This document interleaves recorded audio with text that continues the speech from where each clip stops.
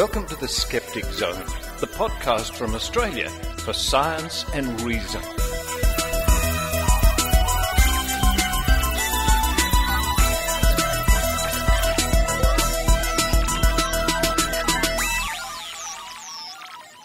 Yes, it's the Skeptic Zone, episode number 177 for the 10th of March 2012. Richard Saunders here with you, coming to you from Manchester in England, where QED, Question, Explore, Discover, is just about to kick off. In fact, it sort of has kicked off already, and I'm lucky enough, I've found a little private area away from the bar where there's hundreds of skeptics milling around, and I've grabbed a couple of Irish skeptics. I'm going to kick off the show. It's a little bit unusual this week. I'm going to kick off the show straight away with an interview with two of my new best friends. And I'll get you to introduce yourself. Hello. Hi, I'm Finn. I'm an Irish skeptic. I'm co-host of the Skepticons, which is the Irish skeptical podcast. And I'm Steve, or 66 Steve, and I was lucky enough to be one of the people involved in the birth of Irish modern skepticism, as in Dublin Skeptics in the Pub. This is exactly the sort of people I was hoping to meet in my travels. And I'll be hopefully meeting other people from around the British Isles and who knows where to talk about this sort of thing. But I really love, and as my listeners know, the concept of skeptics in the pub and social skeptics, getting together to have a drink, have a dinner, and not even necessarily talking about skeptical matters. But if you want to talk about skeptical matters, that's exactly the place to go to. Well, that's a really important point for us, because most of the other skeptics in the pub that you find will do once a month chat about, they'll have somebody in to talk, an expert, to give a bit of chat. What we set up Dublin Skeptics in the Pub was just a social gathering. I think we were running nearly a year, was it, before we had our first speaker?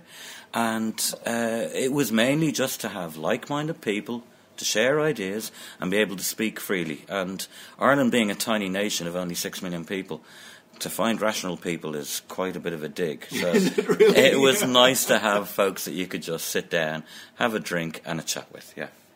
Oh, I agree, absolutely. And again, it's getting back to a lot of people come along in Sydney, you know, I speak from personal experience and say, oh, what's this all about? And I wasn't, they're nervous. You know, all these skeptics. But after a couple of drinks and a dinner and a fun chat, they come back, I find.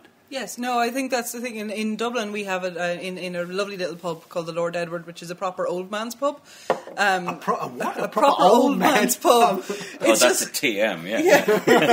It's like the decor hasn't been changed since the 70s. The seats are all kind of comfy, but kind of worn in. 1870s. Yeah, actually, I think with the Lord Edward, yes, the 1870s. There's an old barman, and if you come in, he knows you, like he knows us. He'll come, you know.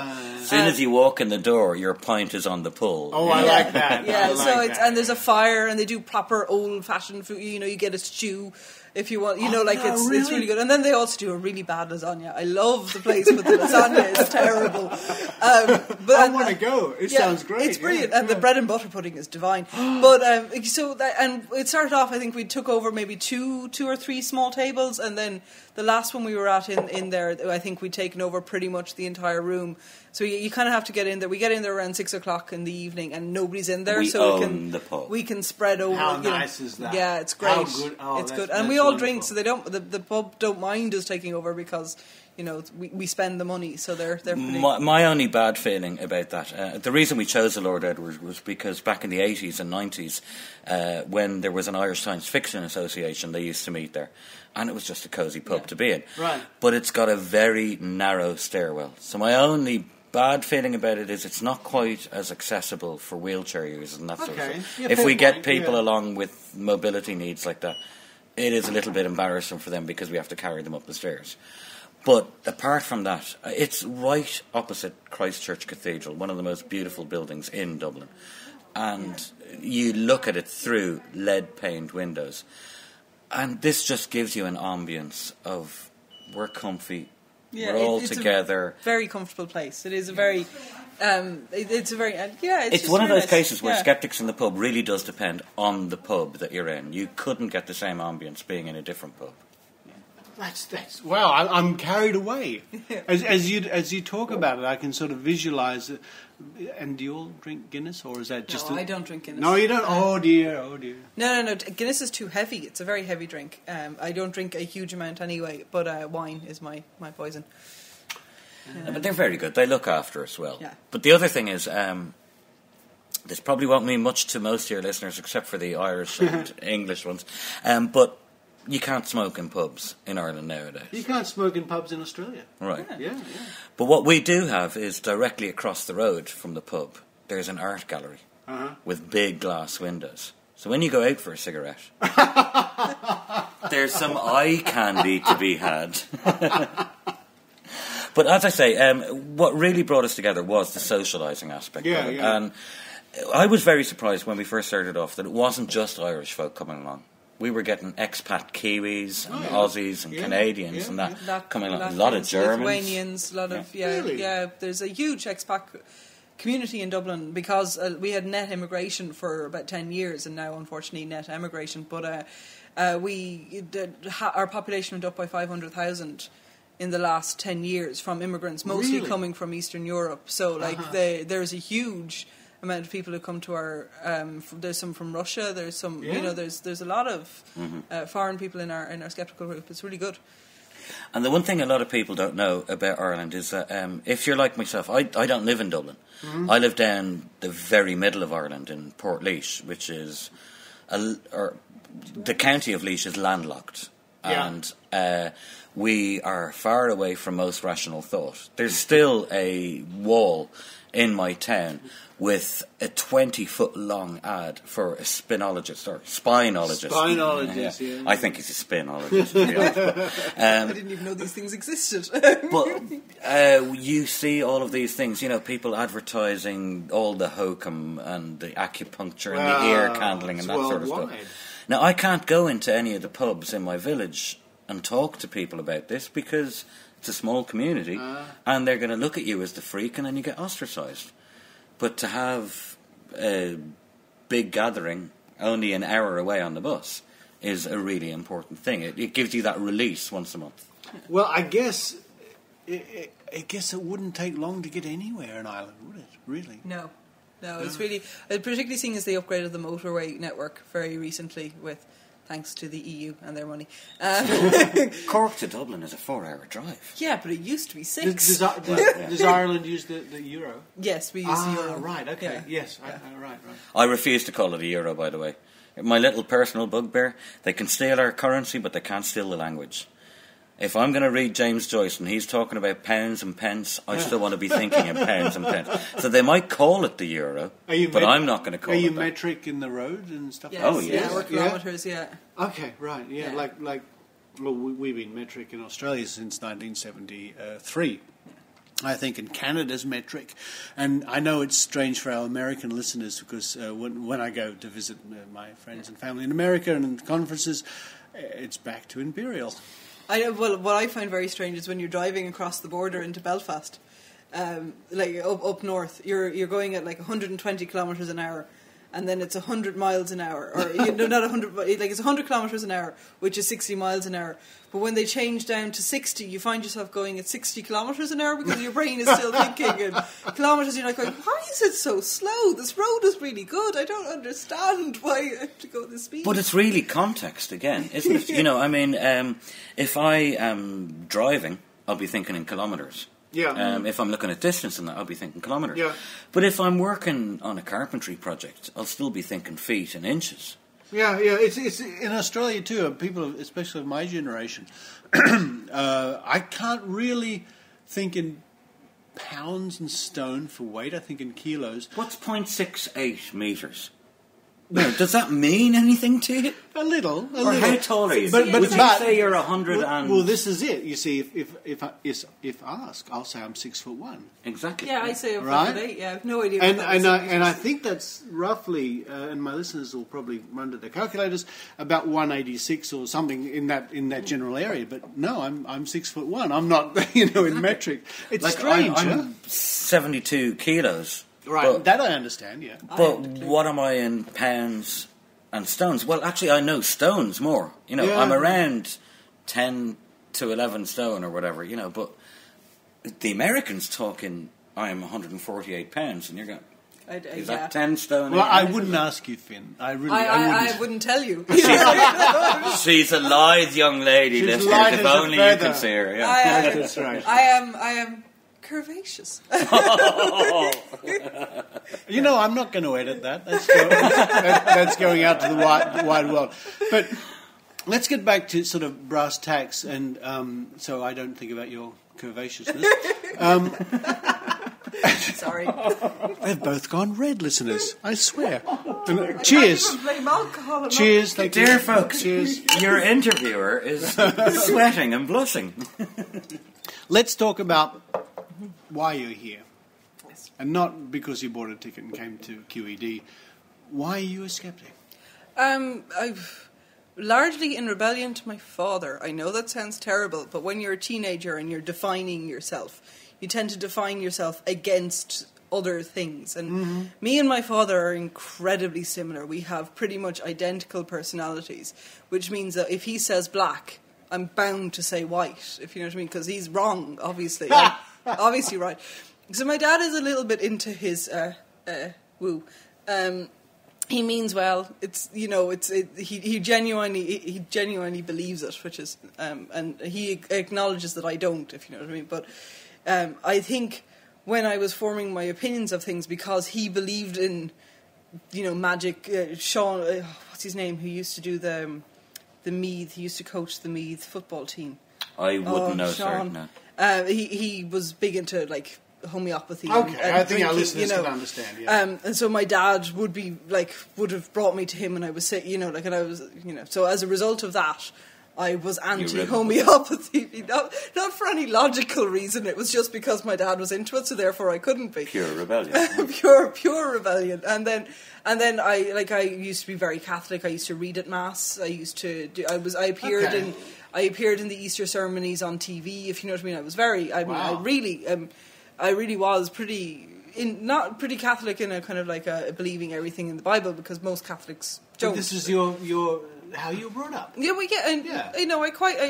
learned a lot from reading at mass. You learn to speak in front of 2,000 people without blinking. It's public speaking. When you're a young person, when you're younger. yeah. Like reading at mass is a really good thing. There you go. Yeah. But I just then I went, oh, I'm pagan, and then I went baby steps the whole way along into skepticism. And I did, I think the first time I stopped believing in ghosts was when I said to one of my friends believed in ghosts, and I was like going, well, something might be going on, but I don't think it's ghosts. And I think in maybe 20 years' time, science might tell us. Obviously, science has already told us there's no ghosts. But, when you meet an unexplained phenomenon, and instead of having a pre-prepared answer and saying, oh, it's aliens, or oh, it's a ghost, you suddenly start saying, well, it's something strange, but we don't know. Well, this is it. I think skepticism is wonderful in that respect, because it gives you the right to say with authority, I don't know. Which is a wonderful perfect expression of the scientific methods. Yeah. I don't know. Let's do a bit more research. Which was when you said that science says there's no ghost. Well, not exactly. But we say there's just not enough evidence. There's not enough evidence. And then we can put ghosts in the same category as unicorns and leprechauns and all that sort of stuff. Leprechauns exist. I'm sorry. We have a museum in Dublin. There is a Dublin museum of leprechauns. The Leprechaun Museum is wonderful. If you're ever visiting Ireland, you should go. It's actually a very, very good museum. They go into the history of Irish mythology. It's brilliant. It's actually very well done. Sounds it's very great, It's fantastic. We went once as a kind of a research trip. With children as our excuse, we brought children along as an excuse.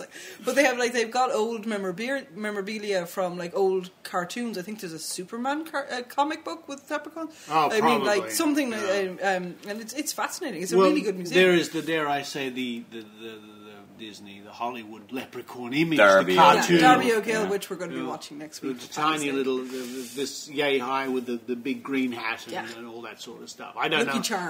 Lucky Charms. I don't know how that correlates to the mythology, the real mythology. Very, very far away. I mean, the mythology. And the pot of gold and all that sort of stuff. But see, that's the thing. Ireland is a lovely country because of its wealth of mythology. Yeah. I mean, my own path into skepticism basically came through following the mythology. I was born in Ireland, but brought up in South Africa. And as a don't know what they call them, tweenies now, but, from 8, 9, 10, 11 years old. Oh, that, yeah. I basically lived in the mythology section of my South African library. Good heavens. And I read the Greeks, I read the Hindu mythology, the Romans, all of that. And then eventually you give up fighting against your natural tendencies and you read the Irish mythology. And there are some wonderful, beautiful stories there. And I loved the stories and I wished that they could be true, but I knew somewhere in the back of my head they weren't quite. Then when we moved back to Ireland, I got to meet my great-uncle Brian. I'll actually say it. I don't believe in the words because I'm an atheist, but God rest him. Yeah. I know what you mean. Yeah, I know what you mean. There's a man who, if anyone deserves good rest, he deserves it. This chap worked his whole life as a corporation street worker. He dug holes in the road for Dublin Corporation. And yet, when we went to visit him, we'd visit him maybe once a fortnight. He was the brother of my great-grandfather, the only man of that generation left alive. Right, yeah. So we'd visit him once a week, and the one thing we would do is go out to his back garden and help him with his weeding of his carrots, potatoes, and so on that he grew himself. And the other thing that we'd do is we'd sit down afterwards and have a cup of tea, and him and I would talk about what came out on New Scientist that week. Because at 94 years old, the man still had a lust for knowledge. How wonderful. And all of his life, he wanted to know, what are we going to do and how is the world going to change and how can I understand it a bit better?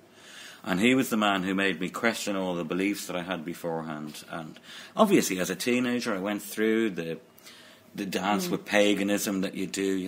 Wouldn't it be wonderful if Wicca was true and all that sort of thing? Oh, it is common to every... Well, not paganism with everybody, but teenagers go through. Well, hello to all our teenage listeners. For me especially, I went along to a lot of silly conventions and stuff, and I was taught how to read tarot cards. And I thought I could actually read tarot cards for a while, Until I read a bit of Carl Sagan, I didn't realise that I was cold reading people. Good heavens, there's that name coming up once again. He is the father. Yeah, it's amazing, yeah. But once I did understand that I was cold reading people, for a couple of times I tried it out just to check if that was true and, to try and do it properly. And then I said, no, I'm doing this no more. Although friends of mine are trying to convince me that I should set up a market stall where we give you a tarot reading and then we explain what we actually did and they'll actually figure out. Well, I've had direct experience of this. I haven't been the one doing the reading, but a very dear friend of mine, Lynn Kelly in Australia, has. But here's the twist. Before she starts, she says to the people, I'm going to do a cold reading. This is not psychic. I'm not psychic. This is all a trick and I'm here to show you how it works.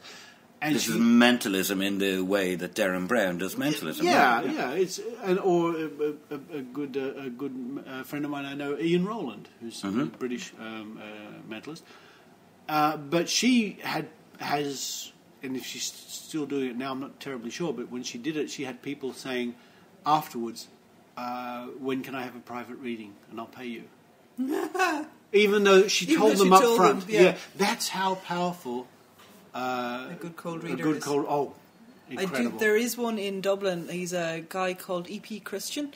He genuinely believes he's psychic. If you know, he genuinely, he's not bullshitting. He's not scamming. He's not a scam. He's not a scammer. Most people I meet who call themselves psychics are honest. Yeah, if I can put it that way, they really believe in their own power. He learnt it from his grandmother. If you know what I mean. So, and she used to. So I think it's just. But he is amazing. Like he is. Genuinely one of the best I've ever seen. Yeah. It really can blow your socks off. Because I remember when I went along, I thought, he's there was a break between the last person and me, and I went, now is when he's going to ask me all the questions. This is where he's going to ask me all the questions so he can psychically pick up on things. And he didn't. He spent the entire time talking about himself and how his grandmother had died the previous year and he'd inherited the house and he wasn't sure what he was going to do with it. So there was no questions, nothing. I still have no idea how he picked up on the stuff that he picked up on, because he was brilliant. Like he had things like I know there was still confirmation bias in my own head, if you know what I mean, even though I was aware of what was going on. But he still was pretty spectacular. It's a good example of how powerful it is. Yeah, absolutely. I just want to bring it back quickly to the history of what's happened in Ireland with skepticism. Please, go for it. Yeah. Because there was an Irish Skeptics there still Skeptic is an Irish Ireland. There still is a Skeptic Ireland movement. Yeah. And I think they're very closely linked to the Irish humanist movement and that. But then a couple of years ago, Atheist Ireland started getting very vocal when we were getting some referendums coming in. And they wanted to start pushing for a secular state. And I have to say, Michael Nugent and all the people with him have done lots of really good work. But what the skeptic are, or what we refer to as the grown-up skeptics, they would get talkers over. Yeah, they would get people over that you would go along in like hotels, and it would be very proper. You would have to pay a good bit of money, and it would probably be once every 2 or 3 months that it would happen. And that's what got us riled up. Not riled up, but we want to attack them or anything, but hey, let's do things ourselves. So this is why we set up Dublin Skeptics in the pub. And it basically came out of the goth subculture, to be honest. Is that why you're both wearing black T-shirts? I wondered. Well, no, I'm wearing a black T-shirt because it's got the Leonardo bicycle. Leonardo, it's beautiful. Leonardo. It looks like Leonardo drew a bicycle. It does. It's a fraud. It's one of the best frauds. I've got mine is a Portal T-shirt. It's got it's Doctor Who and Alice in Wonderland and Bill and Ted and the girl from Portal. And I'm wearing a white James Randi polo shirt. There you go. Yeah, but you've got the flying T-shirt, metal badge. Or flying pig. Downstairs. So tomorrow I'll be wearing my official Skepticons T-shirt. Okay, so after that delve into couturier, what was important to us was, as I said earlier on, to have that social gathering. Yeah, rather than coming along to a formal thing. Absolutely. To have this social gathering. Now, since then, we have set up other stuff. But what actually kicked it off was that a DJ buddy of mine had a girlfriend who had a good brain, and when we find ourselves in the same goth club, we always talked about the same skeptic things. And we were going, well, why don't we have somewhere that we can go along and do this? So that was Rebecca. That would be Rebecca, DJ Beckspot. Yeah. She is absolutely amazing, and if only her flight was earlier, she'd be here to sit and chat to you as well. But the two of us sort of, okay, we'll kick it together. We got the Facebook page going, we got the Twitter going, and then once we'd had a couple of monthly meetings, we said, well, everybody else is doing a podcast, why shouldn't we? And it's gone through its ups and downs, and if you want to know the full history of it, go to skepticons.ie and listen from episode 1 through to episode, 15? We're on 18 now. 18, yeah. Skepticons.ie. Skepticons. Yeah, so, like you would spell leprechaun, but with an SK in front. Yeah. That was a joke. I think that was a Dublin. That was Greg's joke. That was, Skeptics in the Pub joke that we were drunk one night, and that was where the name came from. I'm a new co-host with Skepticons. I came in for one of the earlier episodes, and then last year we sort of changed the format, and it's me and Rebecca doing it now. So great. It's as far as I know, it's the only skeptical podcast, and I would love to be treated or proven wrong. So any of you listeners out there who know that I'm wrong, email me at 66steve@gmail.com and prove me wrong. But I think, apart from the Texas group who have an all-female atheist group, but I think you are the only all-female skeptical podcast going. Although we do have Steve as our roving Uncle Matt reporter, as he called himself earlier on today. Uncle Travelling Matt. Travelling Matt. You need to know the Fraggles to get that reference. Yeah. Well, this is so encouraging because it just says to me there are people all around the world, from Europe to probably South Africa and South Africa does have a very good podcast going out of there. And how's it to all our South African listeners? Ja, lekker bro. But it just doesn't. It brings home to me that this is people all around the world just saying, well, why can't we do that? And doing it. Mm-hmm. And doing it. Yeah. I do think that it's slightly a backlash against. There's a lot of anti-science around at the moment. If you know what I mean, you've got your anti-vaxxers coming up all over the place, which is leading to a huge amount of outbreaks of measles and German measles and whooping cough. Whooping cough is really coming back. In the local newspaper Just the other day, just yesterday, and I'm going to be talking about it this weekend. There's a whole story about in the metro. the parents, free local newspaper. The free newspaper. Parents, please vaccinate. Is basically the story. Yeah, there was a huge scare because of Andrew Wakefield. Yeah, but there's that, and then there's the climate science crowd, who are who are, and I know why people don't want to believe that the climate is changing. And you don't want to believe that you know what you're doing is destroying the world, and that you may end up living on a tiny piece of land with no good soil or anything like that. People don't want to believe that. No good neighbours around. No good neighbours around. But they don't want to believe that the world is going to change that drastically. So it's easier to stick your head in the sand. But unfortunately, when you stick your head in the sand, you're not doing anything to help. Yeah, and it's the ultimate irony that we're labelled skeptics. Yeah. And people think, oh, you're climate change skeptics. Or, I'm not so much now, but I have in the past been called a moon landing skeptic. Oh, I'm not. That's what a skeptic, you fool, Yeah. But the worst thing is that as soon as people hear the word skeptic, they think cynic. Mm-hmm. There's this link it's the old in their head that a skeptic means a cynic.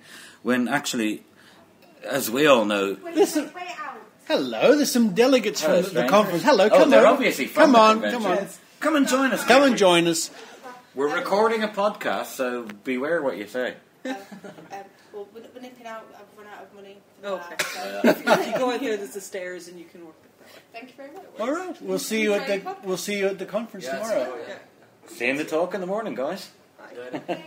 Wasn't that I have to say, those are some of the best-looking skeptics I've seen so far. The lady had stylish. dark purple hair, and the gentleman had a leather jacket that I would kill cows for. How they came up here, I don't know, but they just appeared out of the lift or the elevator. There you go. And that might be an opportune segue to wrap up our little discussion at the moment.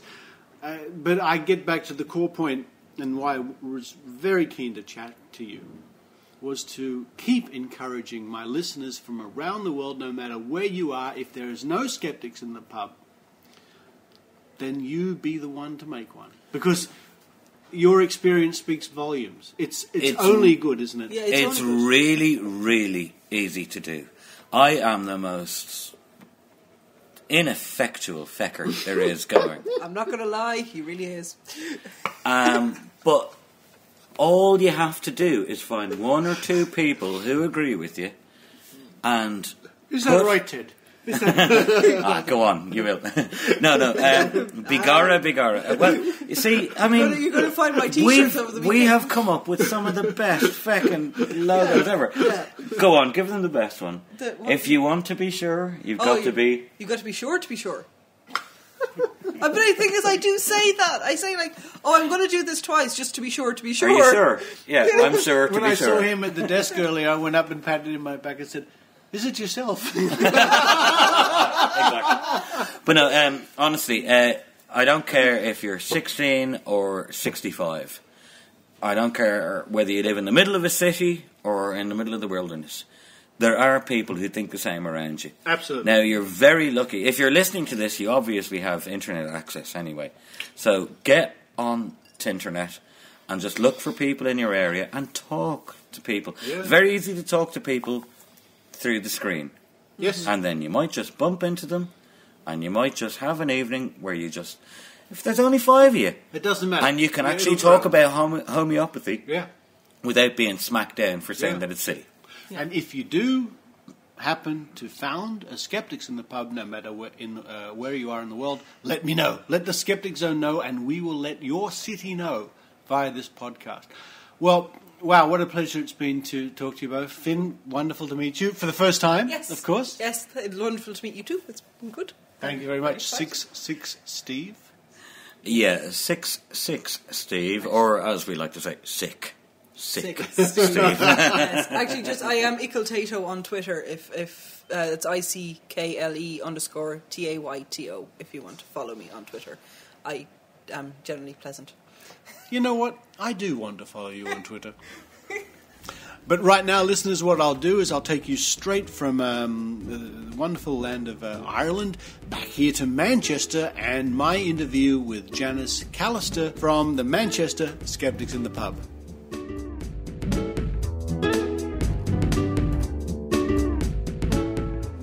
Manchester Skeptics in the Pub, which I've just attended and still going on. We've slipped away here to a sort of a back room near the toilets, unfortunately, but there you go. And it's great to see you. When did Manchester Skeptics really kick off with this wonderful Skeptics in the Pub? We started doing events in late 2009.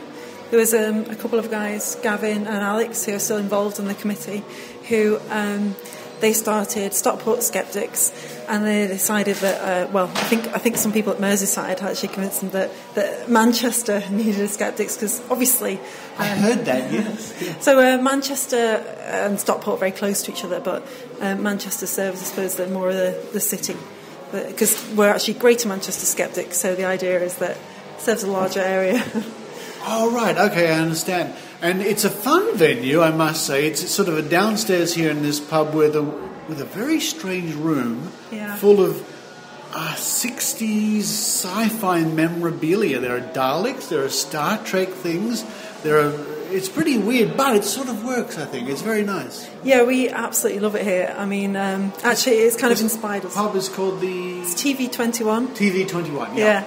And, they've got a lot of sci-fi memorabilia and film posters and things around, and it kind of inspired us to do an event here. We do it on an annual basis now called Geek Nerd Pride Day.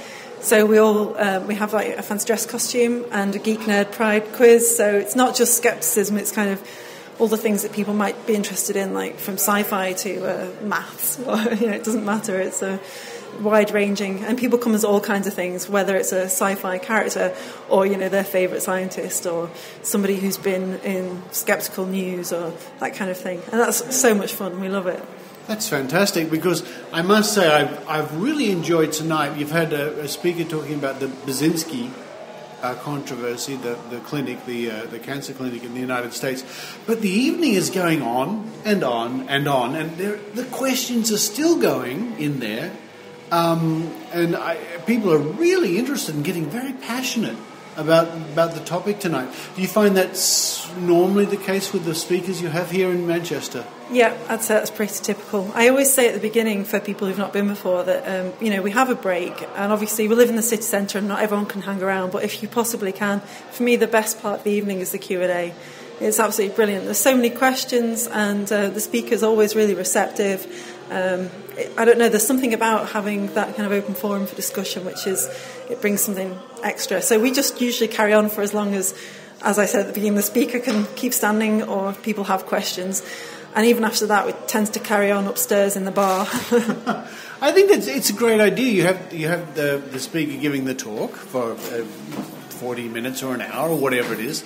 Then you say, right, now we're having a break. Everybody runs to the bar and has a few drinks. And then I think they're primed then to they're lubricated, as we might say in Australia, to carry on more, which it's still going inside. I think that's a great idea. Yeah, I think that sometimes it gives you a bit of a chance to consolidate your questions as well, especially if I'm actually a little bit shy. And for me, having a little bit of a break and knowing the Q&A is separate helps me to have a think about exactly what it is that I want to ask. Sometimes people ask it for me, but that's all right. It's okay as long as I find out. But it's always the best part for me.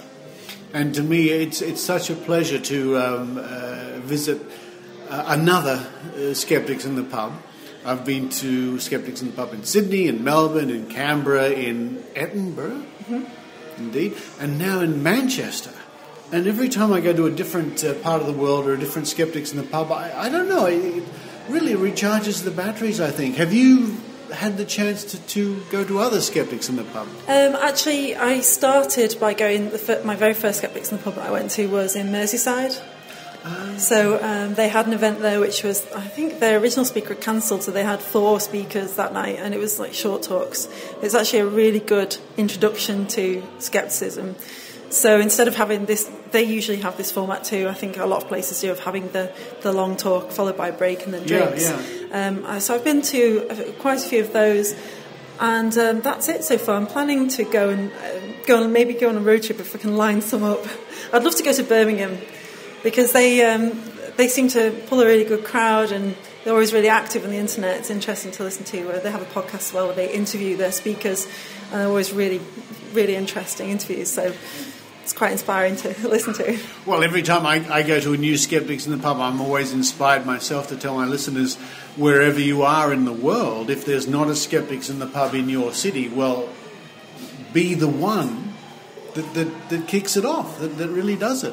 Yeah, that's it. I mean, there's been a massive boom in them, I think, in the last few years. And you just see them all the time, new groups appearing. And what's really great is when it happens, you see all the people who are involved in organising from all over, offering to help in any way they can. And there's a forum if you want to start up your own Skeptics in the Pub that you can get involved with the people there and ask questions. So it's a very helpful community of people waiting to help you from all over the world, all of different ideas of how to do it, but they're all helpful and interesting. And actually it's a good way as well, even if you've been doing it for a few years, so you don't get kind of stagnant. Yeah. So you can keep changing and get new ideas about how to do things. Absolutely right. And of course I guess we're a little bit lucky. I'm certainly a bit spoiled because it's in the lead up to QED here in Manchester, so we've got a nice selection of people here who may not be normally here, of course, from different parts. So there it is. The message, folks, is Skeptics in the Pub is a wonderful thing. And I've thoroughly enjoyed my night here in the Manchester one. Now, for people listening in the Manchester area and they think, wow, I'd like to come to Skeptics in the Pub, how can they find out more? I think the best place to go is probably our website, which is www.gmskeptics.org. We're also on Facebook, Meetup, that kind of thing, and Twitter, of course, GM Skeptics. Not to be confused with GM Food Skeptics, which sometimes we do get confused. Really? Right. Because GM, Greater Manchester, right? Yeah, that's right. Yeah. So that's where it comes from. It's just a bit unfortunate. Well, listen, it's been wonderful to come here and meet you and be part of this wonderful event. I've actually made a few heckling comments and asked some questions myself. And, of course, everyone's looking forward to QED, so thank you once again. Oh, thanks. It's been a real pleasure having you here tonight. And, yeah, I think the room is buzzing with talk of QED. It's going to be a great weekend.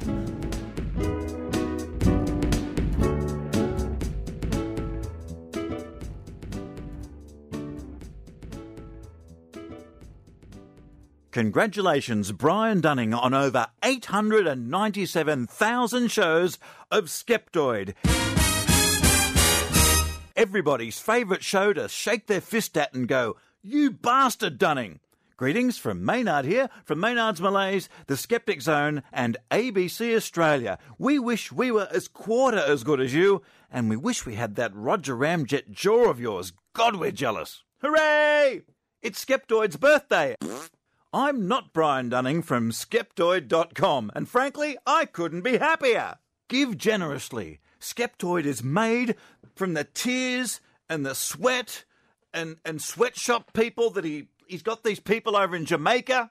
Skeptoid is made possible by Brian Dunning exploiting most of the people in his life. Please give generously so he can enjoy a living standard much higher than yours. I mean, really, listen to the crap on the radio, okay? Listen to Skeptoid. Crap on the radio costs you nothing. Skeptoid costs you very little to keep Brian doing that.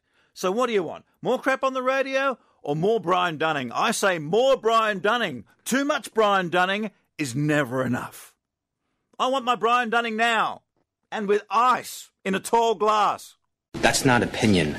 That's science.